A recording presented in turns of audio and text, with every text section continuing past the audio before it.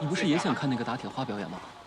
这次错过了，下次都不知道要什么时候了。公子，您看看。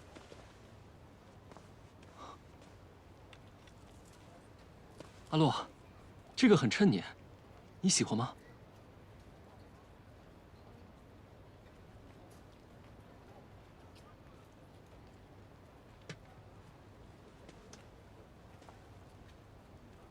哎呀，这位公子好眼力，这是阴阳两刃匕首，哎，可以暗动宝石，红色见血封喉，蓝色刀刃可收回，只要5两银子。这有什么稀罕的？哪有送女子匕首的？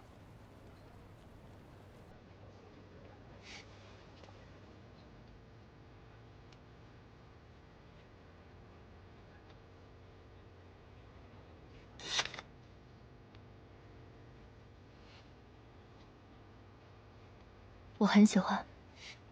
哎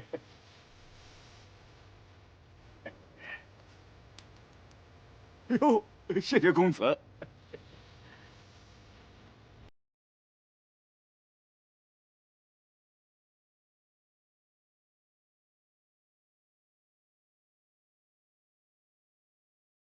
二姐好兴致，刚还在被人追杀，现在就有闲情雅致在这里喝茶。今日多亏了弟媳，这杯我敬你。二姐刚刚为什么在那儿？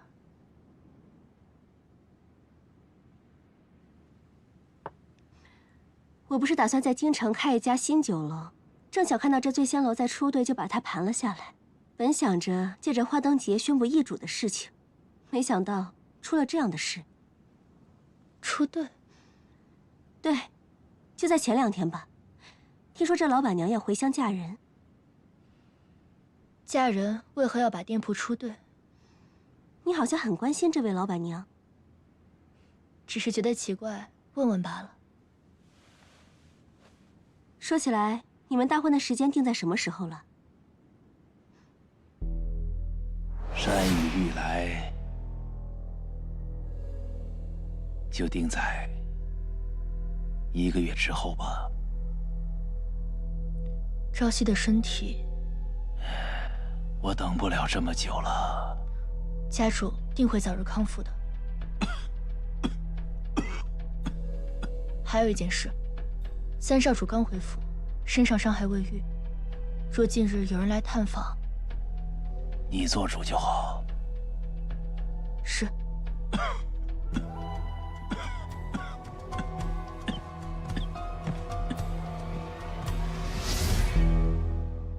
1个月后吧。什么？这么快？算起来，原本定的时间距现在还有近2月。如果是1个月，也不知我霓裳庄的凤冠和嫁衣能否赶得出来。嫁衣不是早已准备好吗？虽然弟媳穿着嫁衣闯入灵堂的事不失为美谈，但是毕竟是入过灵堂的嫁衣，还是换一件为好。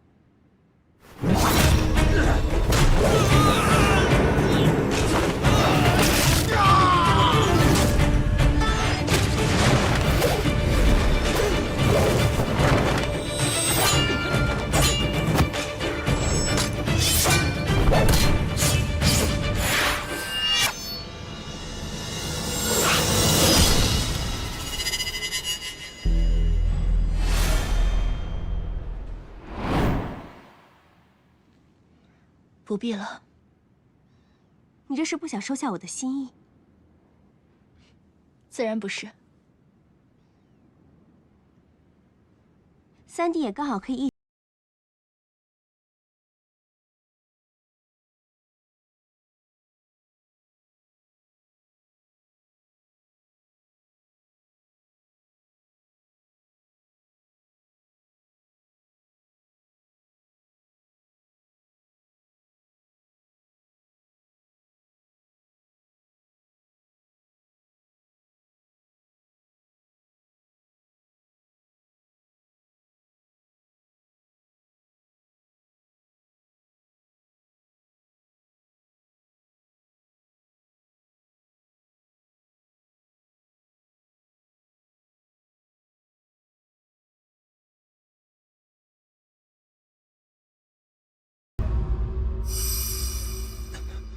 赵熙，你伤还未好，都怪我，我先送你回去。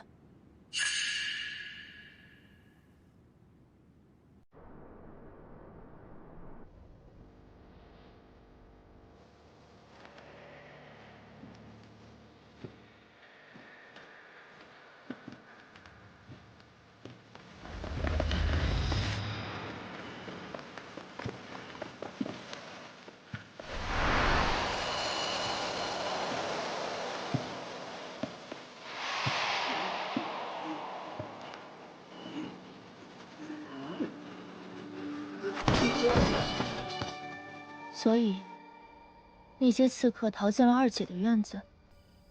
是，但我却未听到院内有打斗之音。待属下再去细看时，刺客已无踪迹。你说，那些刺客当真是二姐安排的？他们想杀的是二姐，还是那位老板娘？属下不知道。那位的伤处理的怎么样了？伤？属下让他去泡药浴了。胡闹！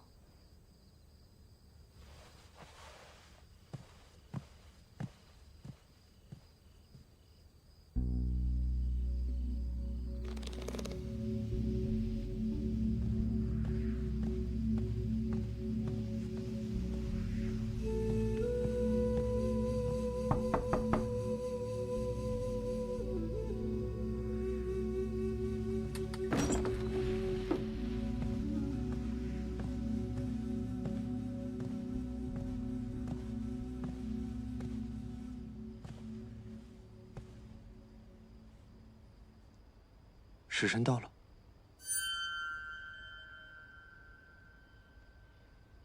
玄清不知道你的伤，你自己还不知道吗？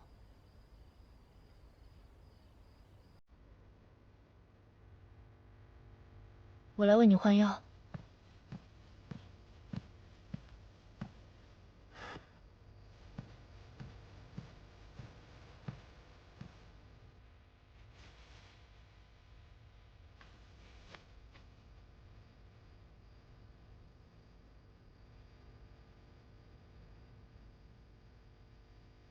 难道你与你那位夫君也是这般相处吗？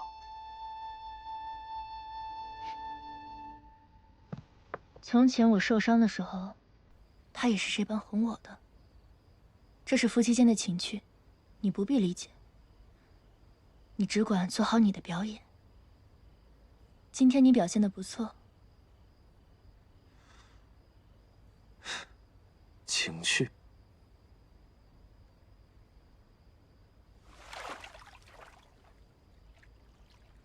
在别人沐浴之时，就这般闯进来，也算是情趣。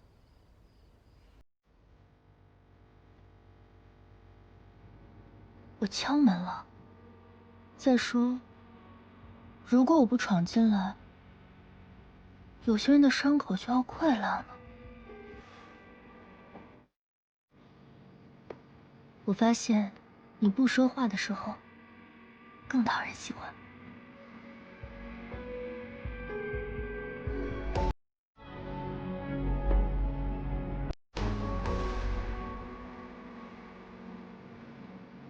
是吧，我的哑巴夫君？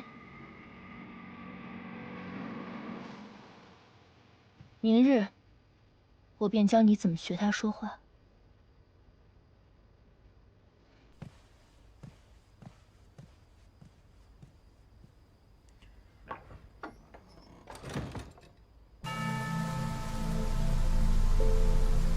听这副风格的人可真不少，我们都已经抓到13个了，都带去审了。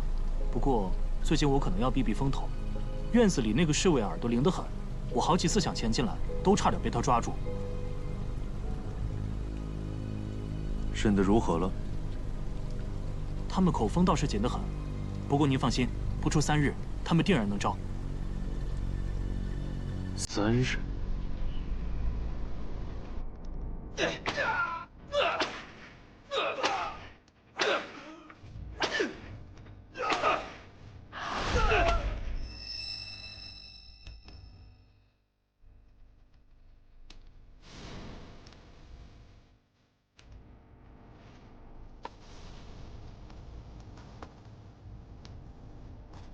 上！我操！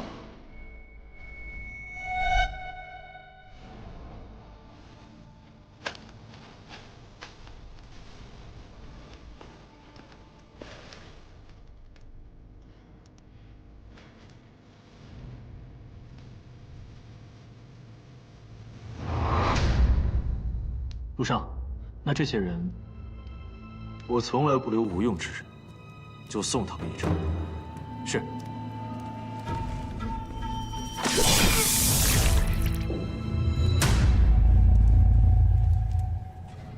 那个人为什么对扶风阁如此在意？但这样看来，他似乎和顾府不是一起的。扶风阁的案他无需再清理了，近几日，你也不用在附近巡查。是。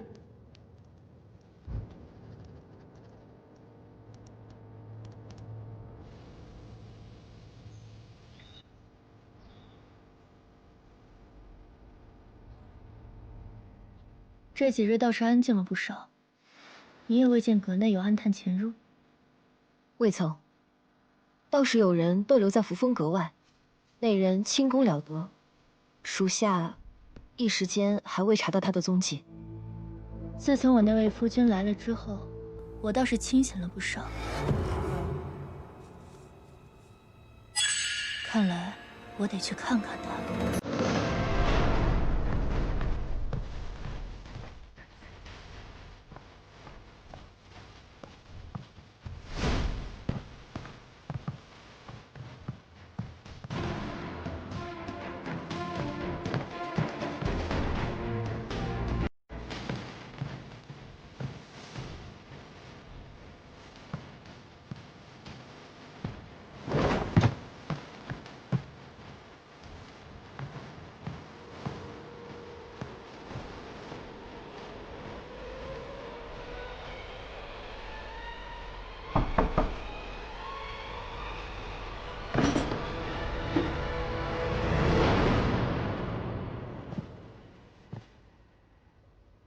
夫人昨日便是这般敲门的吗？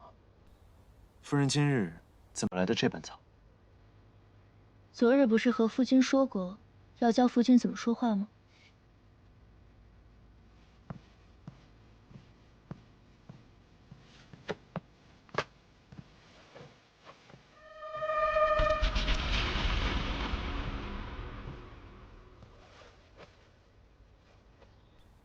模仿一个人，除了最基本的样貌之外，就是观察。在最短的时间内掌握一个人的动作习惯、声音习惯、语言习惯。不过，你未曾见过朝夕，也只能从我的描述略知一二。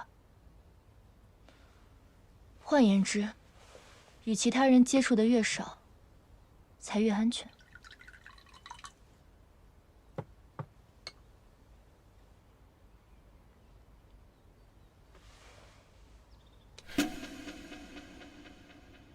要这样。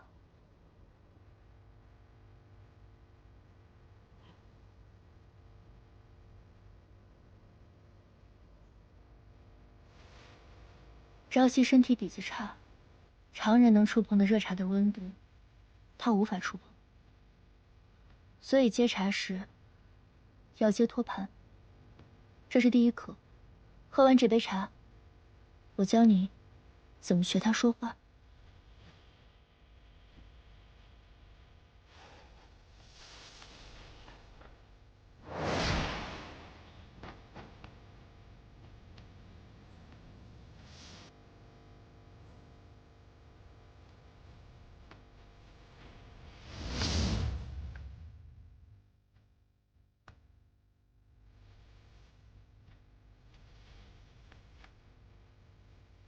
原本想让你吹凉后缓慢前桌，你倒是会举一反三。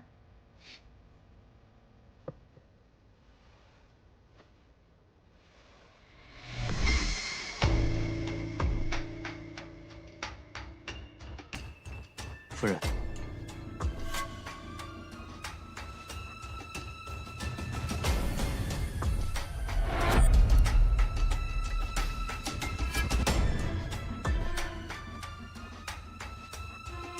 暂晚。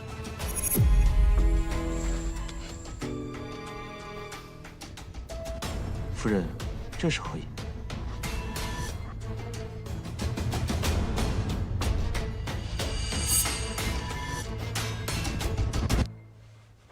没什么意思，只是夫君来的这几日，院中倒是安静了许多。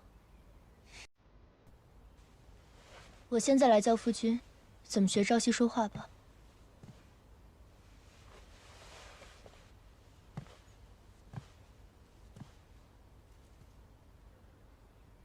声音要轻，不要太沉。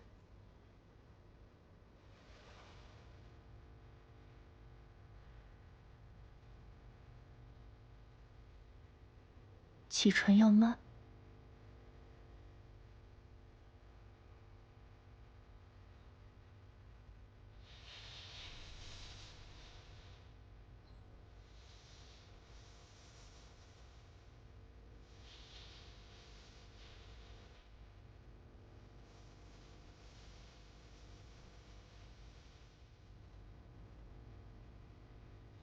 这第一句，夫君不如叫声夫人来听听。夫人，不对，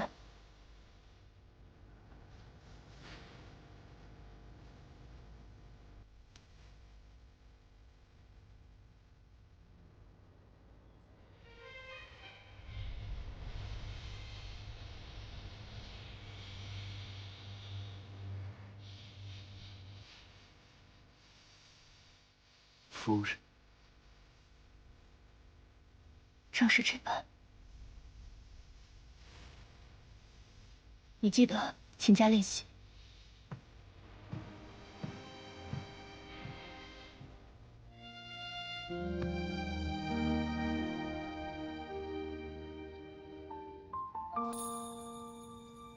阿洛，若我当初并未因一心习武而放弃争这顾家，你我是否就无需像如今这般？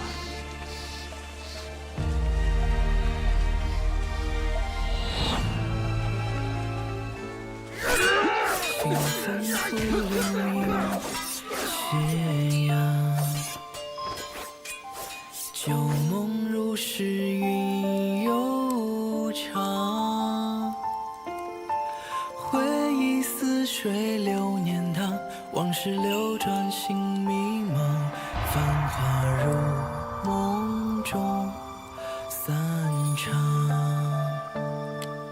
多少眷恋难相。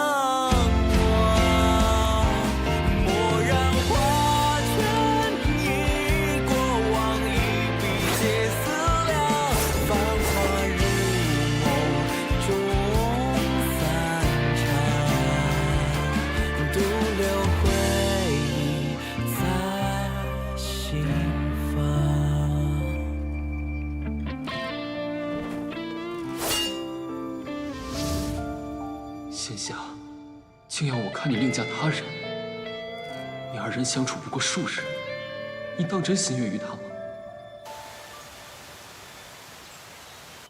昨天我始终睡得不踏实，那些刺客竟然追着我来到了顾府。好在护院及时发现，这才有惊无险。二姐受惊了，无妨。不过我思来想去，怕这是有人蓄意为之，觉得是我故意买通了那些刺客，演了这一出戏。二姐何出此言？我将那些刺客抓住后，本来想今日带来与你一同商量对策，却不想在出门前被大哥拦下。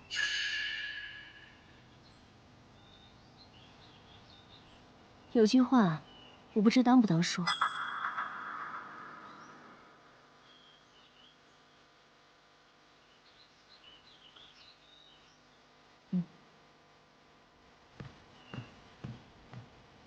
弟媳如何看待三弟遇刺一事？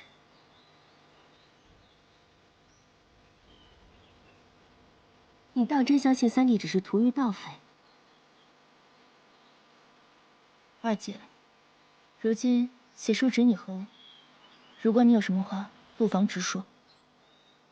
三弟一向深居简出，那日为何忽然无故出城？我觉得不妥，便多处探访。这才发现，大哥并非那几日刚回京，他在父亲为你二人指婚后，就曾见过三弟。弟媳并不奇怪，看来是对此事早已知晓的。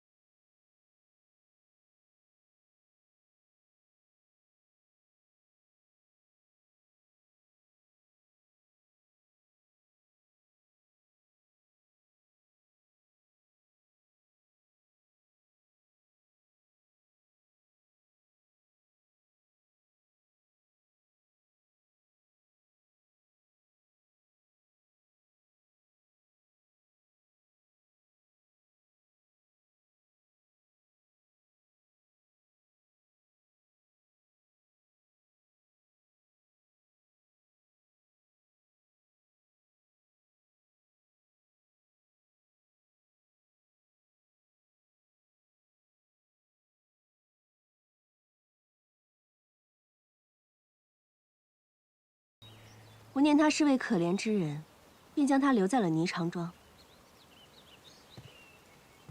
弟媳若是想见，这几日我便借量身之名将他带来。二姐既有怀疑，为何不禀明家主，或者报官？官府的人一早就定论了三弟伤于城外匪患，父亲此刻又哪能操心这些事？昨日我遇袭后甚是心悸。若那人是为顾家家主的位置，三弟与我都不会是最后一个。顾家家主的位置，大哥想坐，难道二姐就不想吗？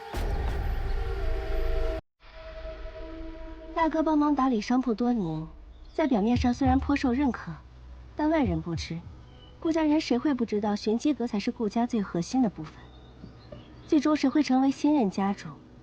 不还是要得到弟媳的支持？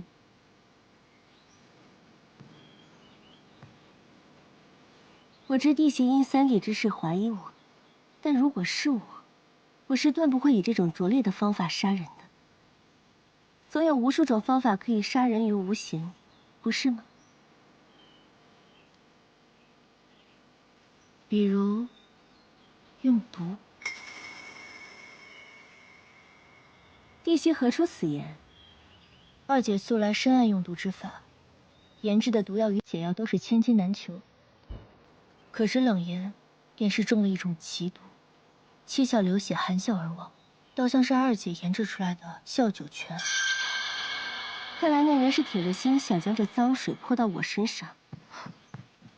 主人，大少主闯入扶风阁，此刻正在三少主房间。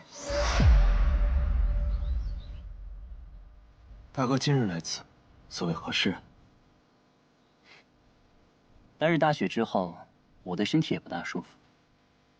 今日特意请了李郎中过来，也顺便帮你瞧瞧，希望三弟身体早日康健，也好安了我这个做大哥的心。那就多谢大哥了。嗯。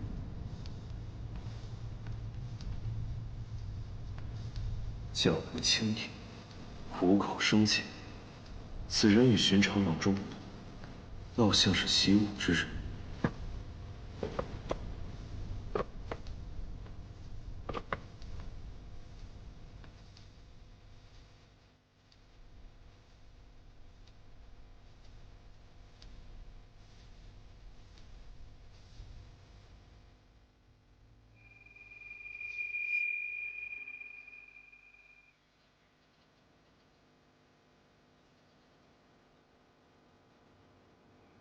如何？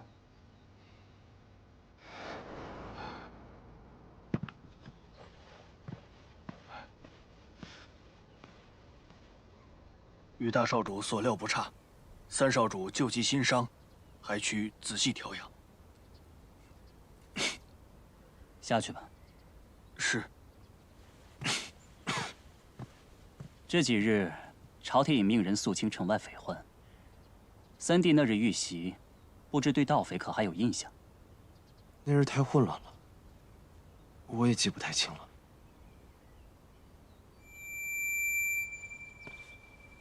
三弟自小随身的那枚玉佩，今日怎么不见你戴？估计是遭遇劫匪之时，遗失了。大少主，瑞王寻到了一幅名家字画，想与您共赏。听闻您在扶风阁，便直接过来了。您看，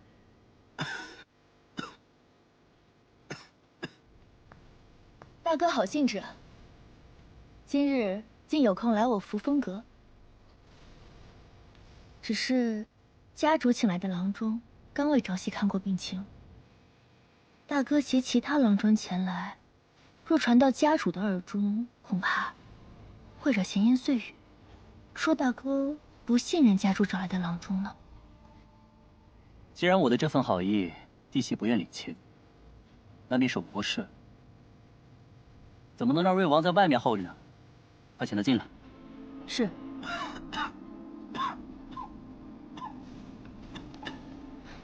夫君，大哥，朝夕身体尚未康健，恕我们无法奉陪大哥雅兴，就不送。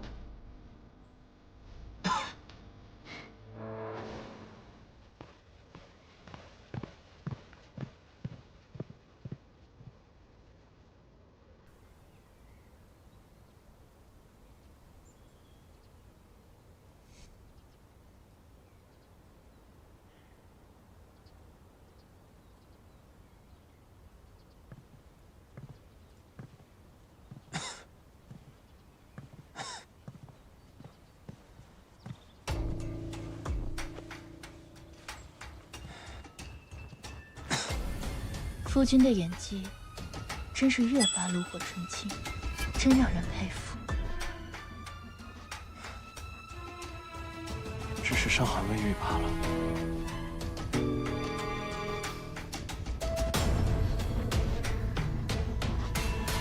确实是他。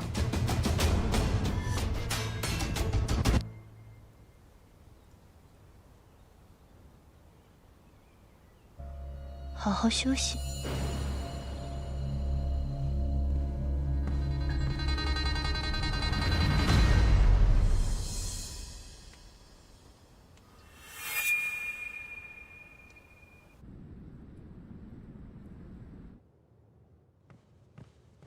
主人，现在的顾家三少主确认常年病体，其他并没有任何异样。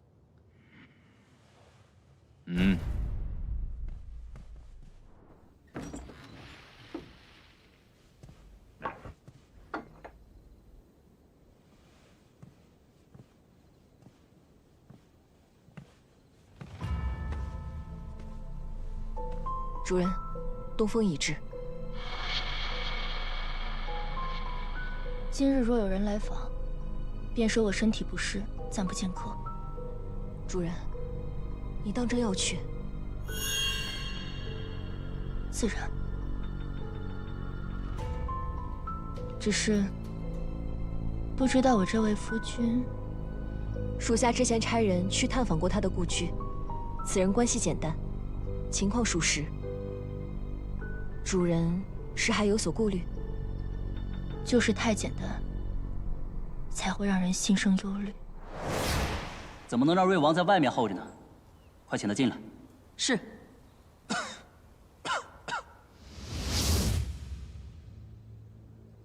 去查一查他与瑞王可有交集。是。玄清，再煮一碗驱寒汤药，送到他房中。是。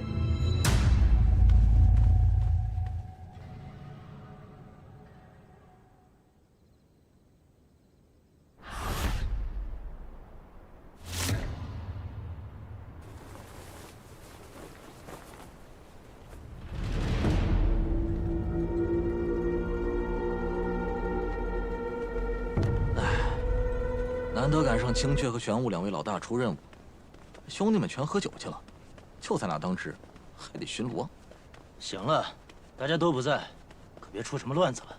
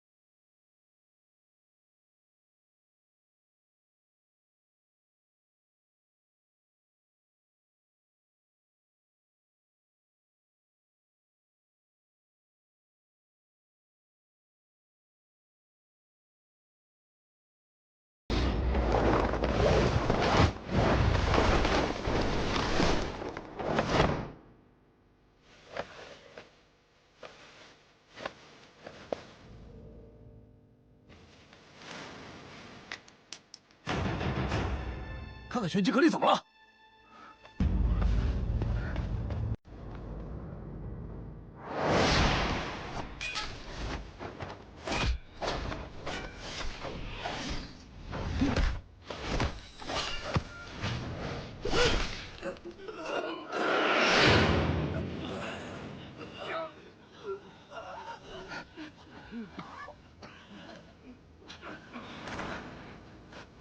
这次弟子组越级当真精彩，这位后辈倒是很有前阁主的风采。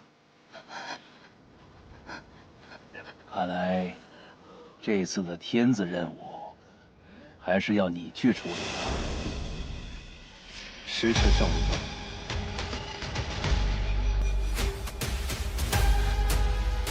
玄机阁意在暗探，而不是杀人。想将消息完整带回，坚韧的意志往往比击败敌人更为重要。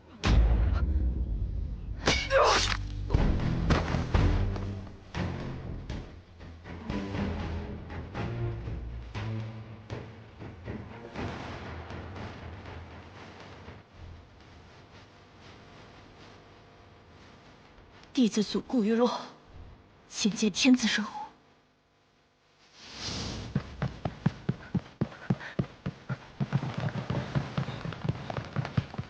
快，给我整！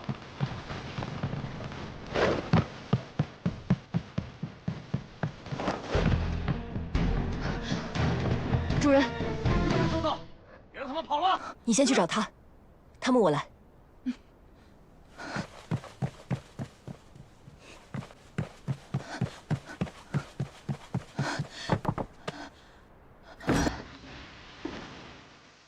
夫人，给我让开！大少主这是要做什么？做什么？府内出了刺客，我自然是为了三弟的安全。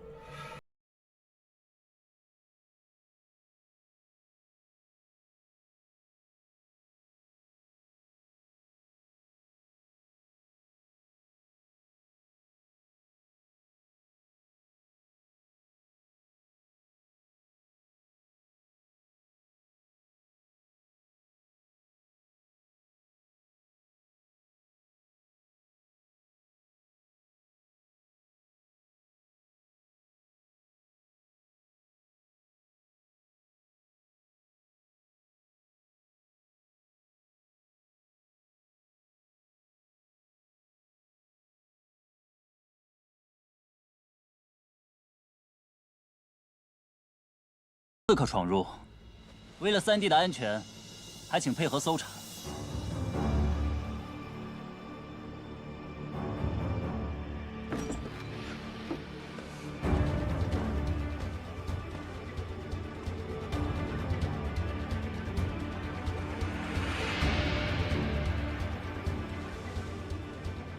三弟，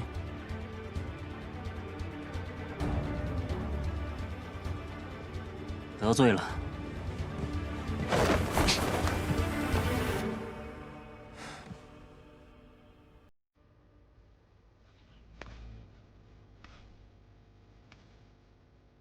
大哥，何故苦苦相逼？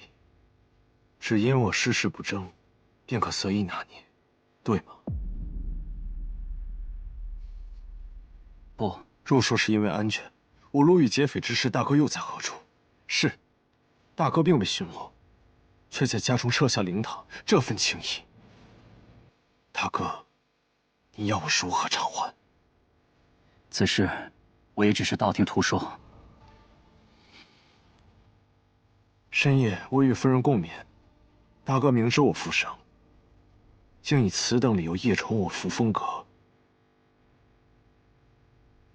究竟意欲何为？大哥，慢走不送。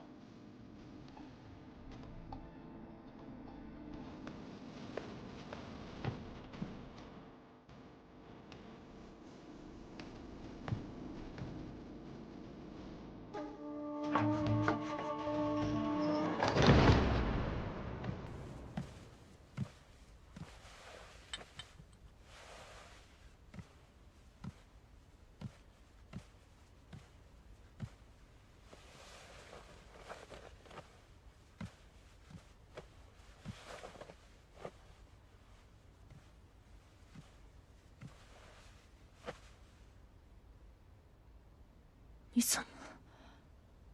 你刚刚不必如此，随便找个理由打发他就好了。我先帮你上药。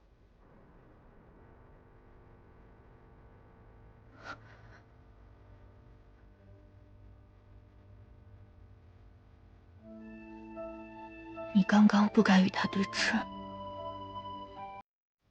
朝夕性格温和。 不会与其他人起争执。好在，他并未怀疑。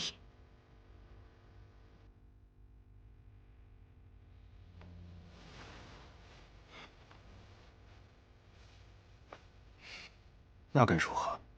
兔子急了也咬人。一个男人哪怕性格再温和，若是连自己的夫人都护不住， 夫人与三少主琴瑟和鸣，他就是这般护你的。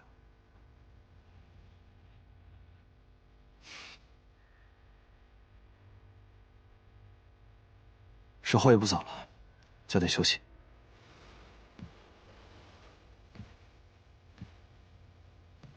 今夜你就在这里休息吧，我怕他们再回来。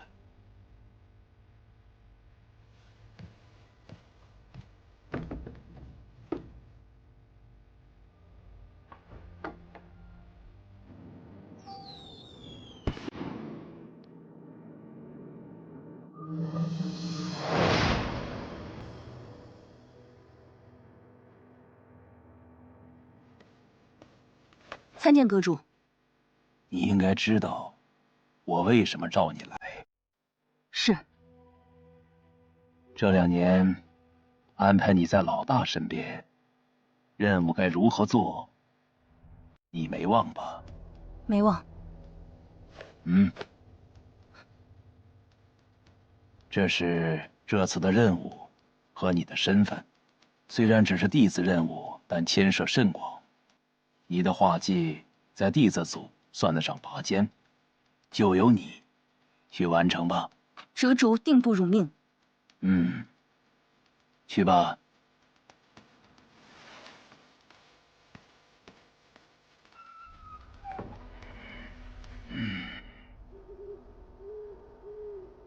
他算个什么东西？这么不把我放在眼里？若不是他娘，父亲怎么会下如此荒唐的命令？遮竹呢？遮竹姑娘去后山了，应当是阁中有了新的任务。主人，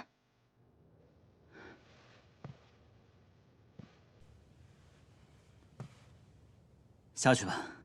是。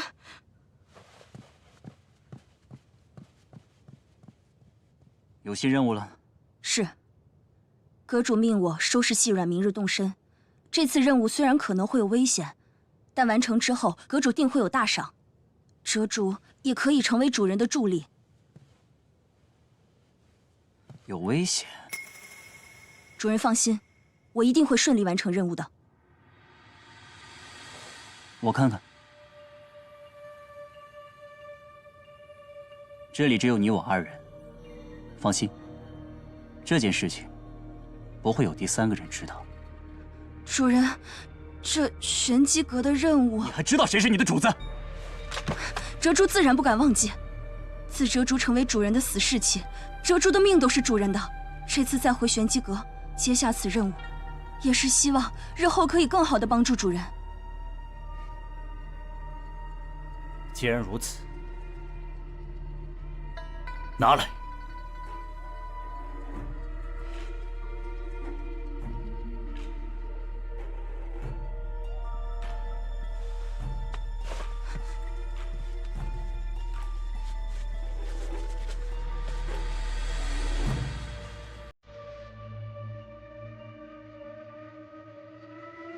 我记得在玄机阁中，画工甲等的人只有你和雨落。是。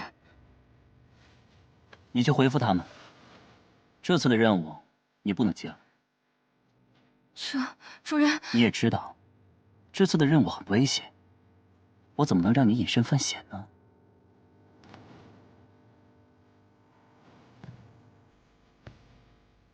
怎么做，不用我教你了吧？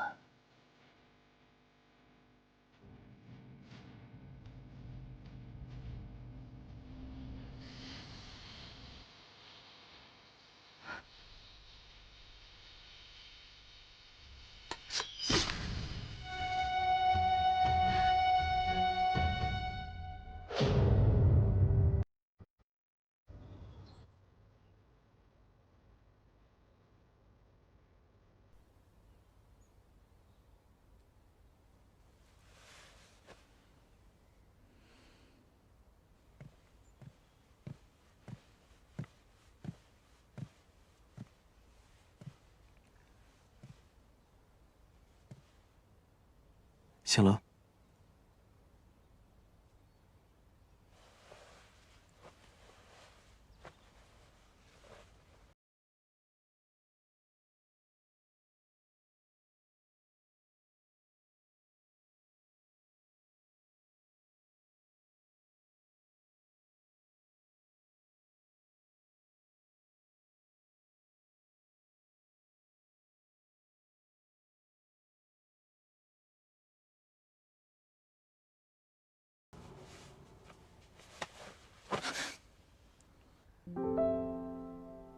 夫人这是打算利用完就把我丢掉吗？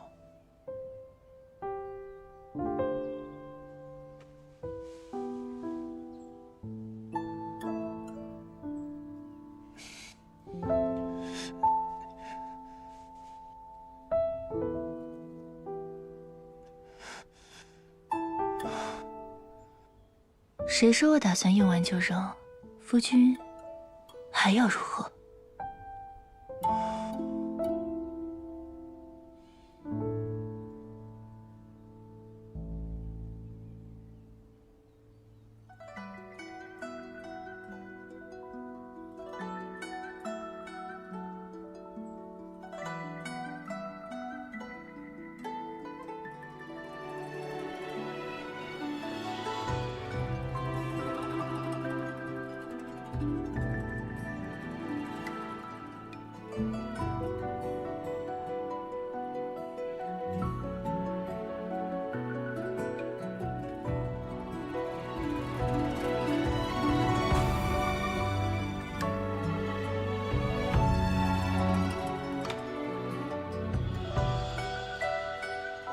这样够吗？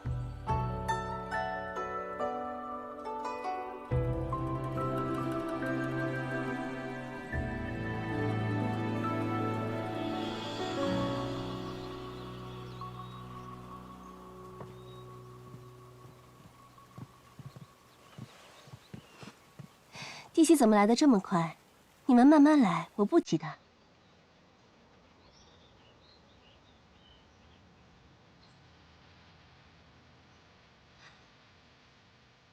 前几日不是说好了要给三弟和弟媳量制喜服，我这边带了人过来。去吧。是。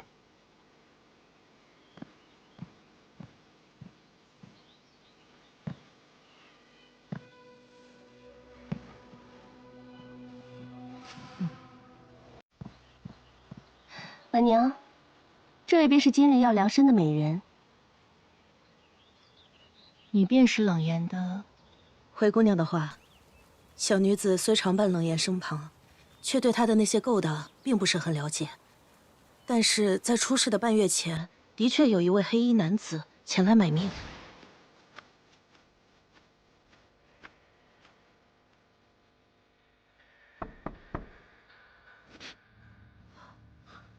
谁？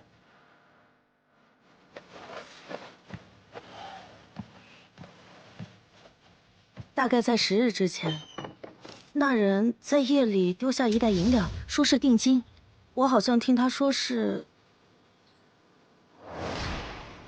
亥时，城外，事成之后，另一半。好。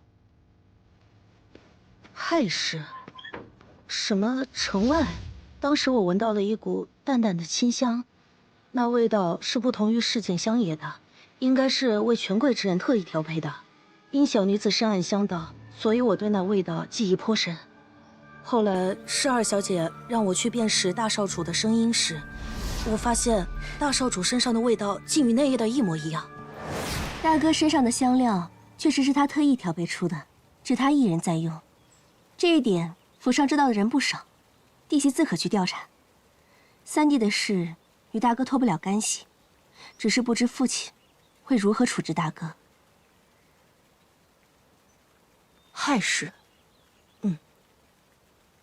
冷颜可有提前动手的习惯？提前恐生变故，若是丹主定好了时间，便不会更改。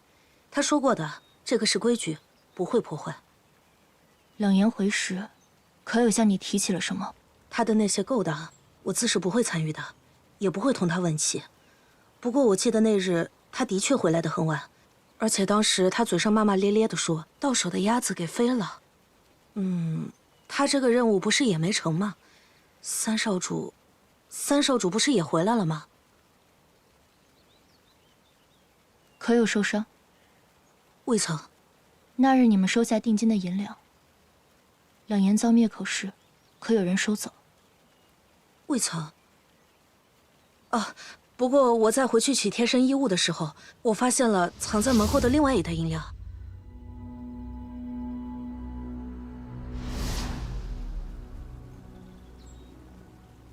朝夕遇刺之事，恐怕另有其人。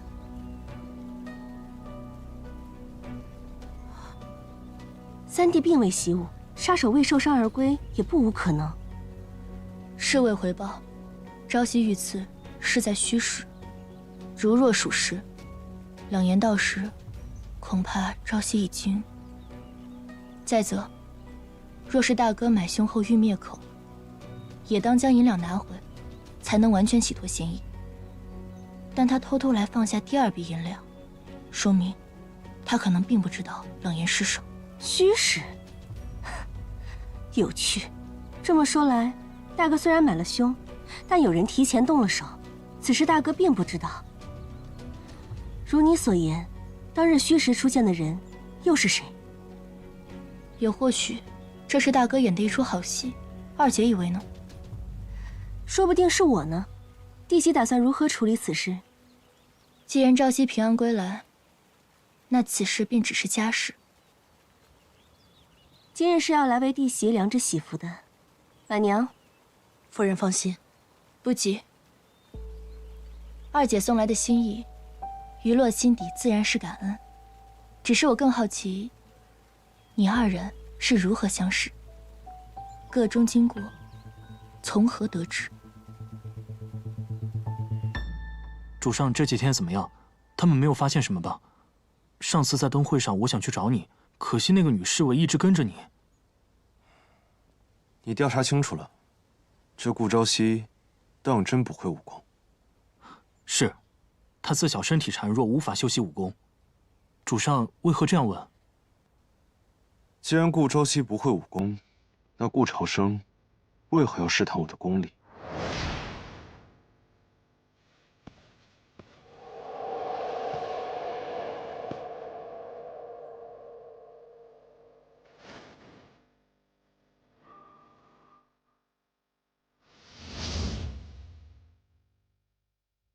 看来他们二人也并非同路人。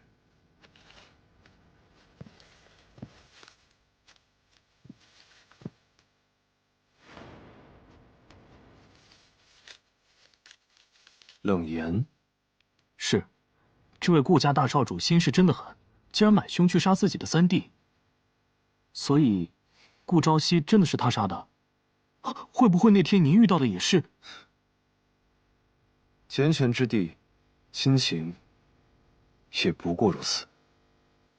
主上，看来事情并非那么简单，你回宫里好生调查一下，那个人最近都在做些什么。是。还有，顾雨漏背后有一道刀伤，应该是1个月内的，好生调查清楚是何缘由。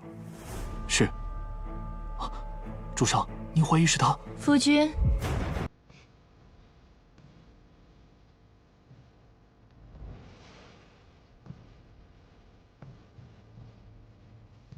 夫人，你怎么来了？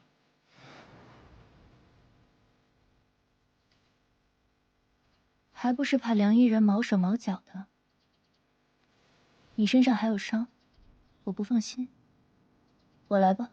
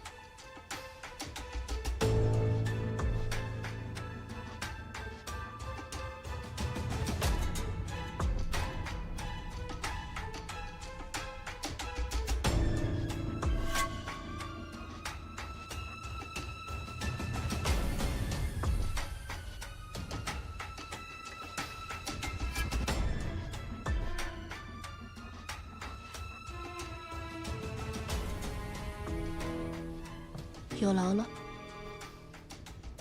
应该的，夫人。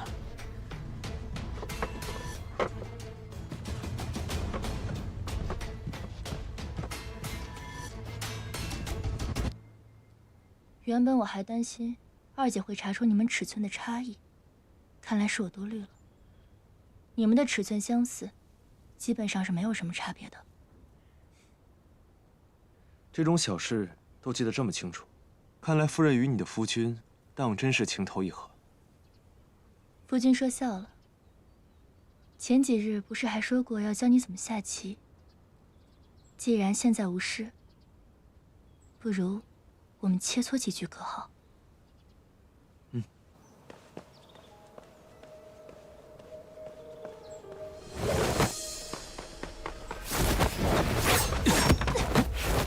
果然不是普通的小厮。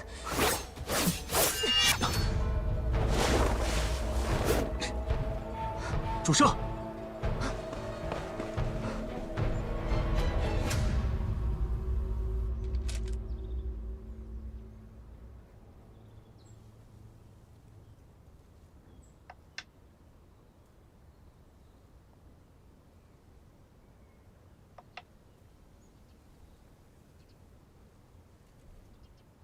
承让了。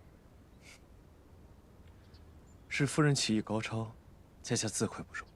棋局，便是观其落子，可观其心。夫君的心思不在棋局之上，自有意藏拙相让。不知夫君有何忧虑，余洛可否分担一二？确有一事。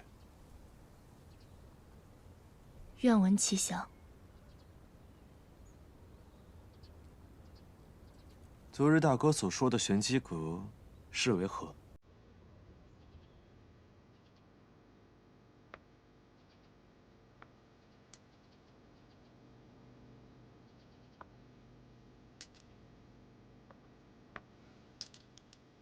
那夫人身上的伤，又是从何而来？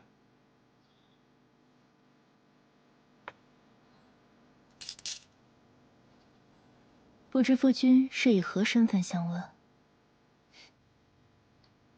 你既唤我一声夫君，你受伤，我怎么可能置之不理？顾家常年走伤，难免波折。这点小伤算不得什么。那大哥昨夜是为何而来？我又如何得知？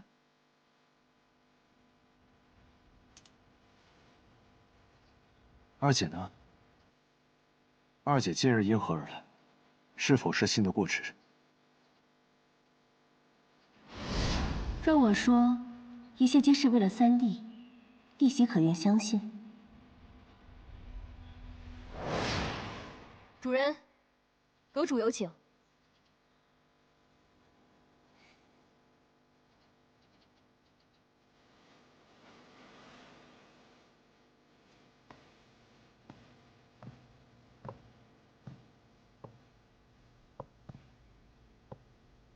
每个人都有自己的秘密，无论目的是否相同，既然同路，夫君还是莫要问得太过清楚。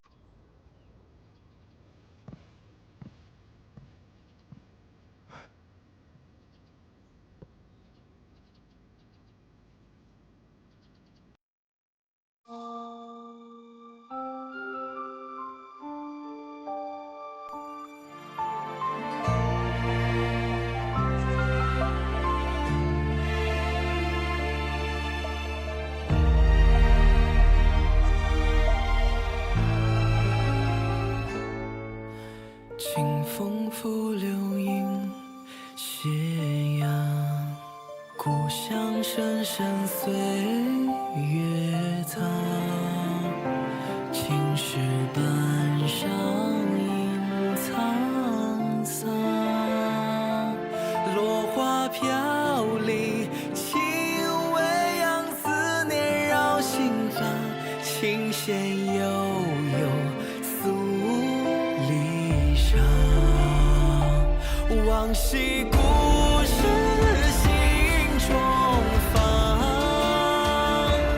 多少眷恋难相忘。蓦然画卷，忆过往，一笔皆思量。繁华如梦，终散场。往昔故事心中放，多少眷恋难相忘。蓦然画卷，忆过往，一笔皆思量。繁华如梦，终散场。往昔故事心中放。